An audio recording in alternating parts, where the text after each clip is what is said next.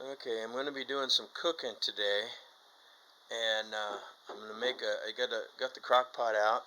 I've got pinto beans, I've got garlic, I've got green tomatoes, I've got one yellow onion, and a bowl of red onions that I'm going to be cooking up in the crock pot. It'll be cooking. I'm going to soak the beans most of today, and then tonight I'll cook it on low in the crock pot all night long to make sure that the beans get well cooked. And then tomorrow I'm going to mash them up.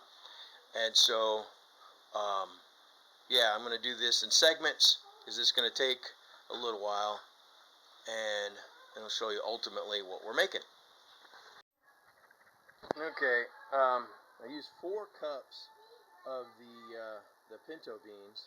I washed them really good, and putting them in the crock pot, and we're going to soak those most of today, like I said, and while those are soaking, I'm going to be preparing the other stuff. Okay, so what I'm doing right now is taking a can of soup, and I'm smashing the garlic so I can peel the skin of the garlic off. Okay, I've finished peeling the garlic. If you ever had to peel garlic before, I had to wash my hands several times because they get really sticky. Get sticky all over your fingers. Anyway, just drop those down in the beans, let them soak, and we will check back in later. Well, it's a little after 4 in the afternoon, and I originally added 4 cups of water to that 4 cups of beans, and it was well covered with water, but it absorbed that. And then I added 2 cups later on, and then I added 2 cups again, so I got a total of 8 cups. And so they've been soaking, about, I don't know, 6 or 8 hours, probably closer to 8 hours. And anyway, I'm getting ready to add the tomatoes and the onions, and this evening I'm going to turn it on low and let it cook overnight. Okay, so I got all the tomatoes and the onions cut up. Most of the onions I just quartered.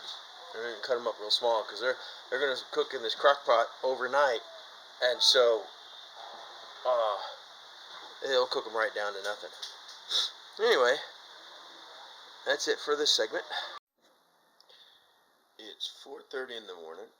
Couldn't sleep, and so got up and started mashing the beans. Added some taco seasoning, a little salt, and like I said, mashed the beans, the onions, garlic, all that good sort of stuff. The tomatoes, mashed it all up, and we're almost there. Almost done.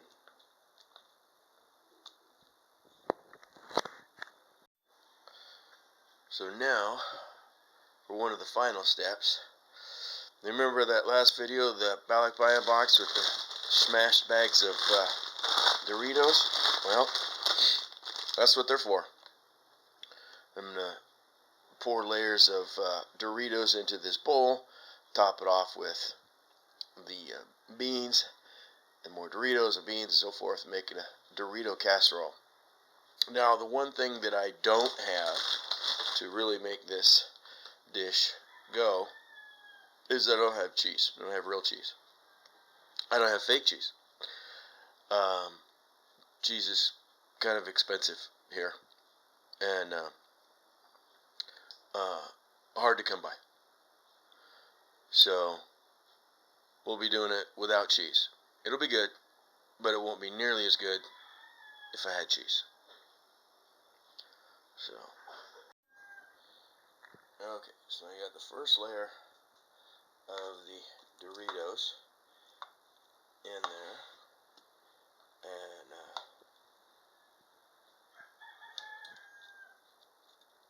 put a layer of the bean mix down in here.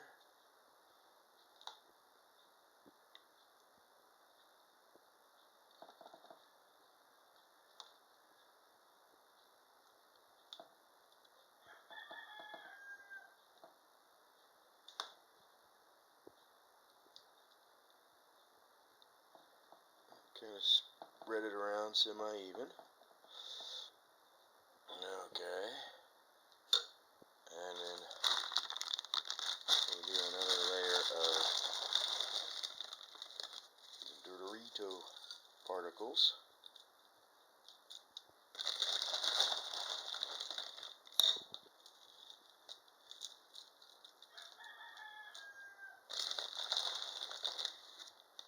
And if you had cheese, you'd be adding cheese also, intermittently.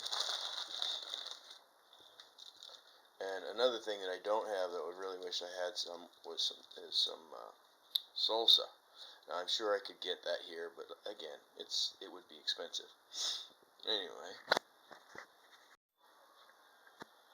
and okay, there's the final dish with the ingredients that I have anyway.